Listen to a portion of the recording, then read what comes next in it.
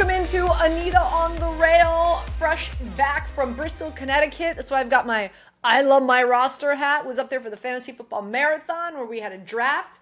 I picked 9th. I was hoping that Ashton Ginty would fall to me at 9, but unfortunately he did not. I want to say he went like 5th. So therefore, I ended up with Amon-Ra St. Brown. I've got my fantasy football. So we're going to be talking a little fantasy football, but also we're going to be talking a lot about the ponies and getting you ready for this week. Of course, Alabama, presented by Keelan Sales, is coming your way. And also, we're going to break down the Skidmore Stakes and talk about some of the New York bred horses and New York bred races as well. Want to give a big shout out to America's Best Racing, ABR. Working with us, of course, in putting this program together each and every week. Hopefully, we have helped you win some money so far this season up there in Saratoga. And also a big shout out as well to Kindred and Henry Street Taproom. You can find them both on Henry Street up there in Saratoga Springs. If you haven't been there yet, shame on you. Kindred, a stellar wine list, outstanding handcrafted cocktails, wood fire kitchen, great staff. Their food is delicious. It's unbelievable. You walk in there, you've got this like New York style vibe.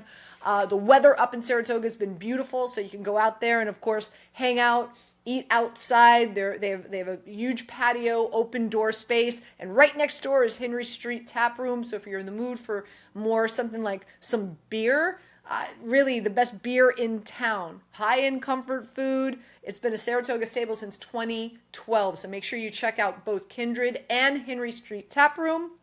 And of course, a big shout out to New York Thoroughbred Breeders, Inc., a big sponsor of the show, the official authorized membership organization of thoroughbred breeding industry in New York State. So there's no better time to breed in New York with the current strength of the New York Bred program, including equal purses for New York breds and open company horses on the NYRA circuit, starting with New York bred 2-year-olds coming your way in 2026. For more information, including exclusive membership benefits and discounts for being an NYTB member, make sure you visit nytbreeders.org/membership. So really excited about the show today. We don't have just one. We've got 2 handicappers coming your way. Ryan Anderson from ABR as well as Mark DiLorenzo from Giddy Up Bets Baby. So without further ado. All right, let's welcome in Ryan Anderson. You can see him all over ABR, America's Best Racing. And Ryan, I got my I Love My Roster hat on. I just got back from Bristol, Connecticut. I was up at ESPN for our Fantasy Football Marathon, and we had this big mock draft, 10 of us. I was drafting with Shefty and Stefania Bell and Mike Clay and all those experts, but I was sitting there at the 9. It's like, you know, sometimes you don't want the 9 post. Sometimes you just don't want the 9th pick and a 10-person fantasy football draft. Yeah. But anyway, my first pick was Amon-Ra St. Brown, wide receiver for the Detroit Lions. Do you play fantasy? Oh, of course. I'm a big NFL fan. I'm a Browns fan, so while that team doesn't give me a whole lot of hope, at least fantasy football gives me some excitement and some hope throughout the each week. So yeah, I definitely play in fantasy football. I have a league that I've been playing in for about 12 years, I think, is how long it's gone on, and so we'll do that one again, and then I'll play in a couple others if they're offered. But I like to focus in on the main one because it's with my big friend group and it's competitive. Big expectations for Njoku, your tight end, you know. Sure. Yeah, definitely. There's always expectations for the Browns to be better, but the reality is that we stink most years. So I'm gonna just hope that we do a little better than last year. In Joe Flacco, you trust. Joe Flacco, you trust. Anyway, all right, let's dive right into it. It is Alabama this week up there in Saratoga Springs, presented by Keelan Stakes. It is a 1 1/4 mile distance, which, by the way, we're going to break down all 6 fillies. 5 of them have yet to run this distance, which I would imagine is got to be a little bit more difficult in regard to handicapping. I think the pace of this race is really going to dictate a lot. So let's dive into it. And let's start with the three horses that are getting like a lot of love right now. And that is the 2-horse Good Share. 7 wins from 8 starts, including the Kentucky Oaks, which is really, really impressive, right? Fifth in the Acorn Stakes coming in. So, not really coming in best, I guess, with the best form. But this is the one horse really like bred for this distance. What are you going to do with the 2-horse? How do you feel about the 2-horse? Yeah, Good Cheer's a little interesting to me. At 8 to 5, I'm probably not going to be betting her. A lot of these are bred very well. At least the 3 horses that we're going to focus in on, in Nitrogen, Good Cheer, and Lacara, they're all bred to enjoy this classic distance. Most of them are by sires who really enjoyed that distance, but 2 are by Medaglia d'Oro, and then the other by Street Sense, all of whom exceeded and succeeded going 1.25 miles. But for the fillies, it's this is the biggest test of their career to this point. I think Good Cheer, who started her career 7 for 7, finally faced some real competition last time in the Acorn over that sloppy Saratoga racetrack. She kind of avoided a lot of the big hitters in the division. Obviously in the Kentucky Oaks, she ran over that field. I think she really enjoyed the sloppy track. But aside from that, those 6 victories before that, I don't know. None of them are horses that you see a lot of anymore. You don't see the Nitrogens, you don't see the Lacaras, and I think for that reason I'm going to be against Good Cheer. I'll excuse her last race. She's still a very talented filly, but at 8 to 5, it's a little bit too short for me to take going the 10 furlong distance. You mentioned Lacara, right? Has 2 Grade 1 victories, including the Acorn. And, from everything I'm reading, really has a preference for setting the pace of this race. Tell us what you like about the 6-horse. Yeah, I think Lacara, I think she's the lone speed, and that is where she's done all of her best running. Her 2 Grade 1 wins have come when she's gotten the lead under Dylan Davis and just taken them all the way. She's gone fast.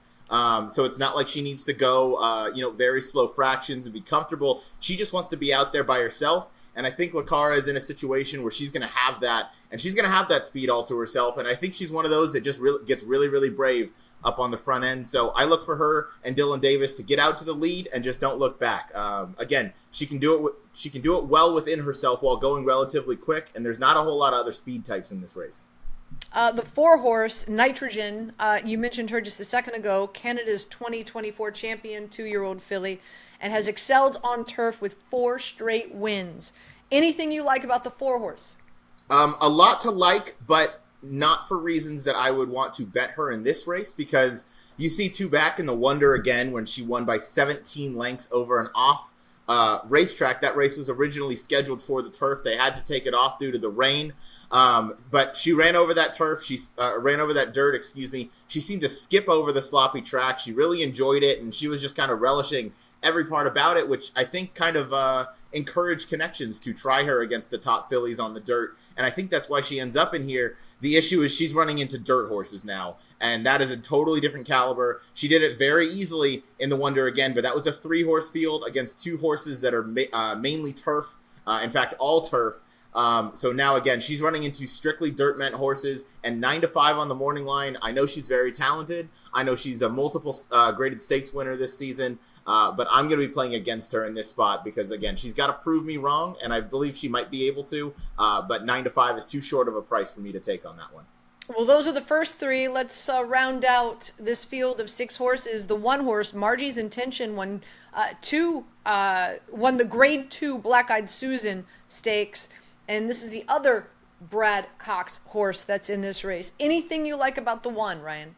I personally no, but I do think she's a little interesting if you do like Good Cheer in this spot, because as the other Brad Cox entrant, I don't see this one as a win contender by any means, but she's maybe the second quickest horse in this race, and I wonder if Irad uses that rail position to maybe just try and push Lacara a little bit early, just to kind of get her out of her comfort zone. I mentioned she's best when she's alone up on the lead, so maybe going 10 furlongs, if she can just, pressure Lacara a little bit, that's going to set up the other Brad Cox trainee and Good Cheer to get a little bit of a pace. That's the only thing I could think of to kind of give this runner a shot, but I don't look at her as a win contender as much as a possible early pace presence, although she hasn't really had many any races where she's been up on the lead early. But stretching out, sometimes that speed can bring you a little bit more into a race.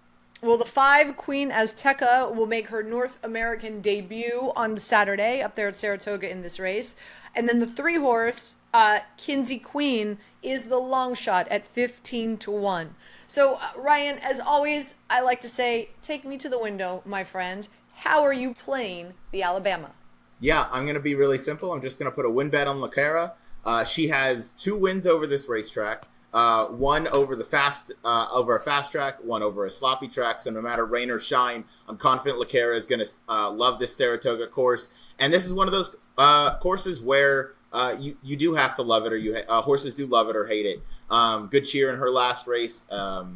She's ran well over the muddy track before, didn't handle the Saratoga track, was just kind of turning her wheels, and sometimes that's how it is with these horses.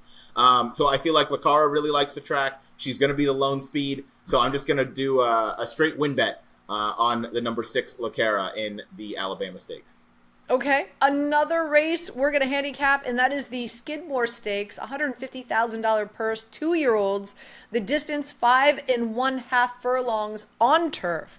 So with that being said, who do you like in the Skidmore Stakes, Ryan? Yeah, this is an open listed race, so horses of any breeding can go ahead and enter in here. And I happen to have my top pick as a New York bred in here. It's the number 8 Spirit of New York. This one debuted last time out. Irad Ortiz was aboard for Adam Rice, and this gelding blew the doors off that competition. And it was a state bred maiden race that she did that against, but she closed very quickly. She closed smartly, and I think stepping up into this spot is very logical. You get Irad's brother Jose Ortiz aboard today. Both of them are riding phenomenally at Saratoga. I think there's enough pace in this race to set it up for her, and she should just kind of sit a very clean trip. I don't anticipate her getting a ton of trouble. And post position 8 isn't the end of the world going the 5 1/2 furlong distance. Jose's going to be able to save a little bit of ground and be able to get a jump on any of the kind of deeper closers. But again, I think there's enough pace. There's a lot of horses going dirt to turf in here, so they're probably going to want to get forward, as most of them have speed. So I like the number 8 Spirit of New York, who's also going to get a win bet for me. Well, love that it's a New York bred horse because, of course, as you know, New York Thoroughbred Breeders, big sponsors of the program. Make sure you want to find out more information, nytbreeders.org/membership. And with that being said, I always ask you, is there other New York bred horses or New York bred races that you like? And there's actually 2 on your card coming up on Saturday. Tell me about race number 2, and who do you like in that one? Yeah, the race number 2 is a state-bred maiden special weight race for the fillies for 2-year-olds. And I'm going to go with the number 7, Pinky Briar. This filly's by McKinsey. McKinsey's successful with his first-time 2-year-olds, looking at 15% from 76 starters, producing 12 winners. And the Dam Side won her debut, going 5 furlongs in a state-bred maiden event at Los Alamitos. So there is some win early pedigree there. The Dam has no other offspring, so this is her first to hit the track. But again, Luis Saez and Mike Maker team up, a nice outside draw, and a really steady series of 5 furlong works for this horse tells me that she's ready.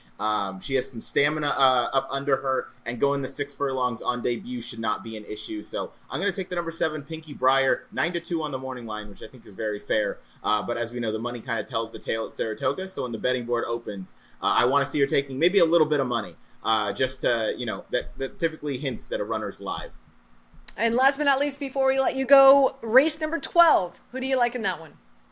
Race number 12 is a 5 1/2 turf sprint for 3-year-olds and upwards for the state breds again. I'm going to go with the number 4 On the Ledge. Christopher Elliott, no longer an apprentice, now a journeyman, has been for a little bit here. This runner for Bruce Brown has 2 races over the grass course. Both were very respectable. I like the effort 2 back going 6 furlongs at Belmont at Aqueduct a little more than I like that last effort, but had a tiny bit of trouble. And the 5 1/2, he was kind of a little too close to the pace for a race that more or less didn't hold together. So I'm going to give him one more chance here. 3rd time on turf. His figures fit. And he's one that can kind of sit from a length or 2 lengths off of the pace, kind of take things over top of the stretch. And Christopher Elliott, while he is just beginning his riding career, he's very smart at finding out how races are going to unfold. He does a lot of his homework. So I want to give number 4 on the ledge a big look at 6-1 to end the day up at Saratoga.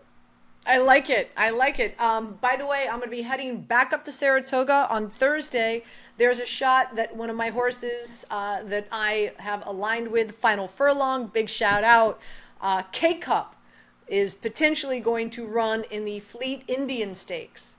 So keep an eye on that. And so I'll be up there on Thursday. We're actually going to be taping our show live from Kindred. You can find Kindred as well as Henry Street Tap Room right on Henry Street. And so we're going to be taping the show live from Kindred. Really excited about that. And when we're done, we're going to head over to the track, and hopefully we're going to see K-Cup win the Fleet Indian Stakes. So fingers crossed there. And of course, don't forget, make sure you tune in next week. It is Travers Day on Saturday, one of the biggest days at the track at Saratoga Springs. And we'll be breaking down the Travers as well as many other races for you heading into next Saturday as well. Ryan, thank you so much. Thank you, Anita. I look forward to it. And good luck next week with K-Cup. Thank you. NYTV membership is your inside track to the ultimate New York thoroughbred racing experience. Free race day entrance to Belmont, Saratoga, Aqueduct, and Finger Lakes. A liaison with NYS Breeding and Development Fund.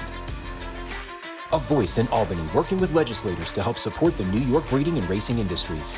Along with tons of member benefits, discounts on services and publications, educational programs, and so much more. Join today at nytbreeders.org/membership. All right, I want to take a moment to give a huge shout out to our sponsors, our advertisers for Anita on the Rail. One is Kindred, great flatbread night at Kindred on Wednesdays. Unique flatbread they offer with a discount, stellar wine list, outstanding handcrafted cocktails. Their food is amazing.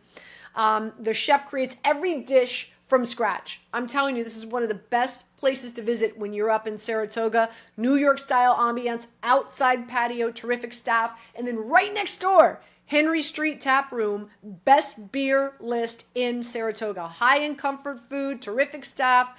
This has been a Saratoga staple since 2012. They as well have an outdoor patio. The weather up in Saratoga has been just magnificent and is expected to be throughout the month of August. They've got a great cheese list, nothing like a little malt and mold together, and dollar oysters every Tuesday. So check out Kindred as well as Henry Street Tap Room and New York Thoroughbred Breeders, Inc., the official authorized membership organization of the thoroughbred breeding industry in New York State. No better time to breed in New York. With the current strength of New York bred programs, including equal purses for New York breds and open company horses on the NYRA circuit, starting with the New York bred 2-year-olds in 2026. For more information, including exclusive membership benefits and discounts for being an NYTB member, please visit nytbreeders.org/memberships. Also, they've got a lot of really great events coming your way. The New York Bred pre-sales barbecue on Thursday, August 7th, and the sale August 10th through 11th, and also the track VIP experience day on Friday, August 8th. For all this and more information in regard to the events that they have coming your way, go to nytbreeders.org/events.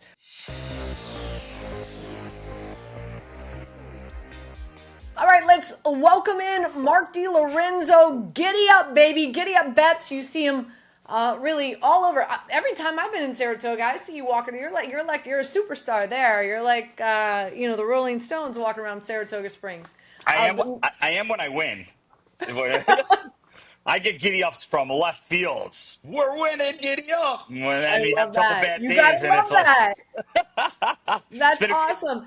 It's the best. It's been fun. I just got back from Bristol, Connecticut. I was up there for our fantasy football marathon. That's why I'm wearing my I Love My Roster hat. I got my Anita Marks fantasy football ball.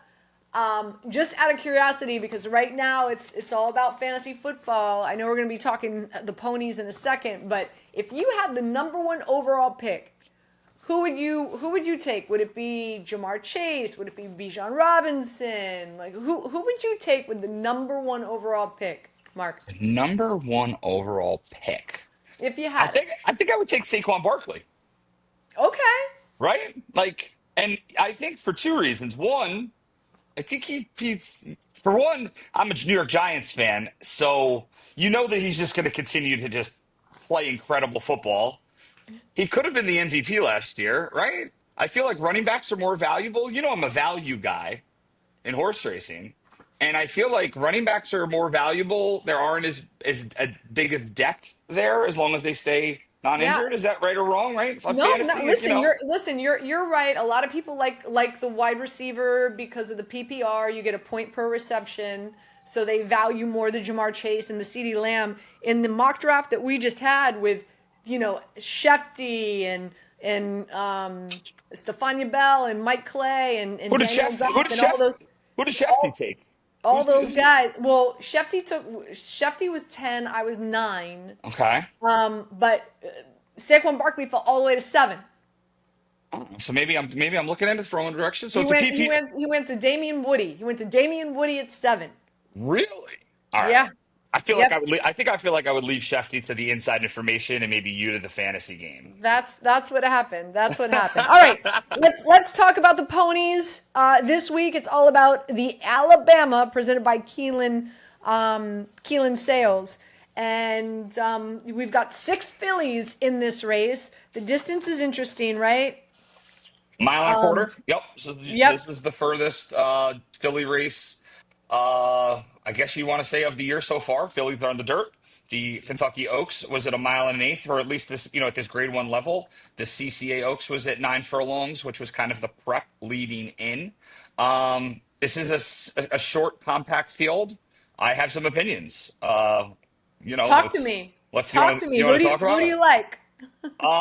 So first off, sometimes I always talk about like how feel like it's easier to kind of look at horse racing like in divisions. Where like if you want to talk about football, how like there's the SEC and then there's the Big Ten and then there's the Pac-12. Well, it used to be the Pac-12, and then there's the Big East. But when you look at it in different divisions, you can kind of come up with a better opinion. And horse racing is the same thing. Like you have the Philly 3-year-old division, you have the Colt 3-year-old division, you have the older male division, the older turf division. So this division so far this year, which would be the 3-year-old Philly division, has treated me very well.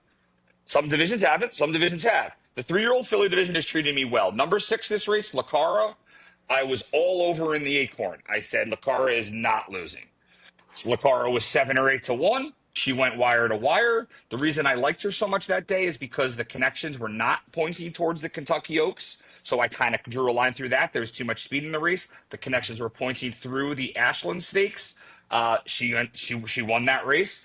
She was supposed to come back and run in the CCA Oaks about a month ago. Mark Cassie, there was nothing physically wrong with Lacara, but there was a little bit of a kind of a scare with kind of like a, how would I say, like a virus going around. So they quarantined her, made sure everybody in the barn was okay. Everybody was, but she kind of missed that race. She's going to be the main speed in this race, but this is the farthest she's ever gone. I think she could take a little bit of pressure in here, and going a mile and a quarter could be stretching it. So she's one of the shorter prices that I think has a chance, but I don't love. Mark Cassie's other horse is number 4, Nitrogen, who will probably be one of the other favorites in the race. Nitrogen is a very special turf filly. I tried to beat her in the Kentucky Oaks Invitational on July 5th. We succeeded at that by a nose when she was at 1 to 5. The reasoning behind that is because she ran on the dirt in the Wonder again on June 7th. And sometimes when you're a turf horse, running on the dirt takes a lot out of you. So then when you move back to turf, what happens is that you might not have all of your fuel in your tank. I thought that might have been a possibility. So she ended up losing last race. They're switching her back to dirt. Now, a lot of people are going to look at the Wonder again and see that she won by 17 lengths, that she ran a very high buyer figure, all of that. She's a turf horse. She ran against nobody. She didn't have to exalt any energy early. I do not like her going a mile and a quarter. So the two Mark Casse horses that are going to be kind of short prices, I'm a little bit against. So you know how I like to play this game. The horse number 2 in Good Cheer, who was the best filly in my eyes. We singled in the Kentucky Oaks. We singled in the Fairground Oaks. We singled in the Rachel Alexandra. The Acorn I was a little bit of against for two reasons. One, we just talked about how LeCarra went wire to wire. It was a very sloppy sealed track that day, which had a bias, and the bias was for speed. So you wanted to be close or on the lead. That's where LeCarra was. That is not where Good Cheer was. Good Cheer was sit 3, 4, 5, 6, 7 lengths back, wide, chasing on a very, very sloppy track. I want to draw a line through that race and give her another chance, thinking that she is the best filly in this division. She's going to be 8-5. I don't see her getting bet down that much. In a 6-horse field, you know my mentality, press and print. So that will be the only horse I will be using. I will be betting to win, and I will be betting in doubles with in the last leg of the double with the race that we're going to talk about next. But Good Cheer is my pick. Brad Cox's other horse, number 1, Margie Intention, is another horse in this division who I hit with nicely in the Black Eyed Susan. She made a really nice close into Delaware Oaks. I just think she's a cut below Good Cheer. I want to come back to Good Cheer while I'm getting a good price. She was 1-4, 1-5 in the Acorn. Good Cheer is now going to be 8-5, 9-5. I'll take that plus 185, plus 190, and go to the window all day long. All right. And the second race that we are talking about is the Skidmore Stakes, $150,000 purse, 2-year-olds, and the distance is 5 1/2 furlongs on turf. So with that being said, who do you like in the Skidmore Stakes? All right. Well, we have to keep this on the hush, so you can't tell everybody. Okay, so this is just going to be Good between luck with us. that. This is going to be between us and the podcasters out there. Okay, Number one, all right. Number 1, Schwarzenegger, trained by Wesley Ward, is an absolute monster. It is a 2-year-old colt, which was bought for $950,000. I have seen this horse work in the mornings, and this horse is a legitimate Breeders' Cup juvenile turf sprint contender. Ooh. She was supposed to run in a maiden race earlier in the meet. It got rained off. She was going to run in a stakes race at Monmouth. They had some issues with the turf. They've been sitting and waiting to run this horse. She's 4-1 on the morning line. He will get bet down a little bit, but from the word on the backstretch, for me spending time on the backstretch, which I like to do, me talking to the people who know a little bit more about me by clocking horses, number 1 Schwarzenegger for me is going to be one of the biggest bets of the meet on Saturday. Wow. Race 9 at Saratoga, in the Skidmore Stakes. So I will be playing doubles, because I know your next question is going to be walk me to the window. And I'm going to say, Anita, I'm going to the window. Race 9. It's going to be 5:09, 5:08 p.m. Eastern Time, Saturday, August 16th. And I am going to go, I would like to make a very large double. Number 1, Schwarzenegger, with in race 10, number 2, Good Cheer. And if it comes in 1-2, I'll be buying drinks that night. I love it. No, you know when you're going to be buying drinks? Next Thursday, because I'm going to be up in Saratoga Springs. We're going to be recording this show live from Kindred, okay, right on Henry Street. And then, of course, we're going to head to the track because it's a phenomenal spot. And we're going to go to the track because, fingers crossed, as of right now, Final Furlong's telling me that they are eyeing the Fleet Indian Stakes for K-Cup. And you were there with me when she won about 2 months ago.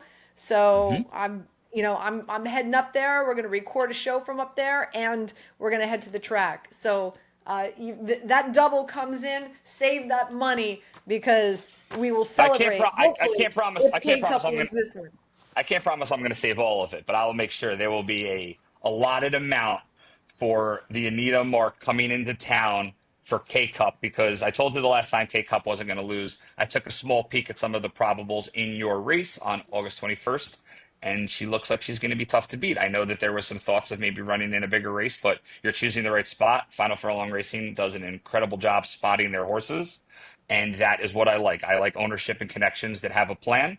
stick to it and put their horses in the right spot. That's what they're doing. So August 21st, I will see you at Kindred. We will talk horses. We will talk Travers. We will talk K-Cup. We will print some money, and we will have a good time. I love it. I love it. Thank you so much. Again, Mark DiLorenzo, always gracious when he joins us here for Anita on the Rail. Good luck on Saturday, and I will see you Thursday. Giddy up. I'll see you on Thursday.